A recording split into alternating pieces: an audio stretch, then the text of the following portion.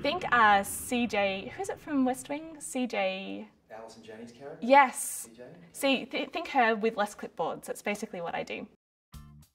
My name is Laura Chambers and I'm the Chief of Staff at eBay. So eBay is probably a 10-year-old company. It started really just a guy in his garage thought he would write some code over a long weekend. He wanted to sell a broken laser pointer. So he put up this listing for a broken laser pointer and someone bought it. And he emailed them back and said, "You do realise it's broken, right?" And the guy was like, "Yeah, but I actually collect broken laser pointers." And so he's like, "Hang on, there is something here." It does $60 billion worth of goods go through eBay each year. I'm responsible for making sure that the company has strong corporate priorities and that we execute on them. And I also sort of solve problems when things come up in the company. I'll sort of dive in and figure out what's going on and help come to resolution. It's a very broad title and it seems to be different every day. It's an incredible experience because you're sitting right at the heart of the company and seeing everything that's happening and all the decisions that are being made and seeing it as a fantastic investment and learning experience. I never actually thought that I wanted to move to America, but I had a really interesting opportunity to come across to business school at Stanford. When I was growing up, I heard about Harvard and Stanford and Yale and all of those places, and they just seemed impossible. Like it seemed like no one like me could ever go there. When I got accepted, I was just really excited to come across, and I spent 2 years at business school and then loved it, so I decided to stay for a bit longer. One of the things that really surprised me when I got across here that I didn't expect at all was the language barrier. Because we grew up watching American television, so it seems like you know what people are going to say.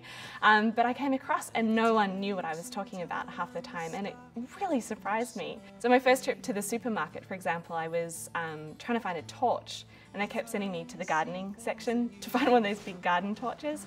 And you get very good at sign language, and I'm like, no, it's the thing that you hold when it's dark and you press a button and it does light. And they're like, oh, a flashlight. I went through a period actually where I would say the American word and the Australian word because I was very determined to not get an American accent. I'm just going to put that in the trunk boot, just go get my jumper sweater. I've got over that now.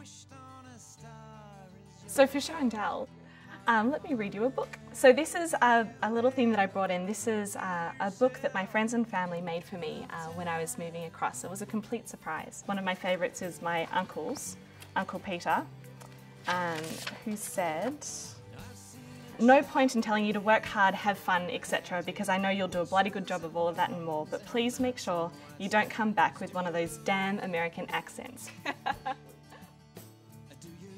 Words that come to mind when I think of Australia, the first one is probably hot. It's familiarity. St Kilda is my team, and finally we are doing so well. My dream job, I was going to say TV presenter, but after today I'm like, it's too much hard work. And it's hot. Hi, I'm Laura Chambers, and you're watching Down Under, On Top. So you're a TV presenter? It's too much hard work, dude. She dooted me. Oh no, my poor uncle's going to be so upset.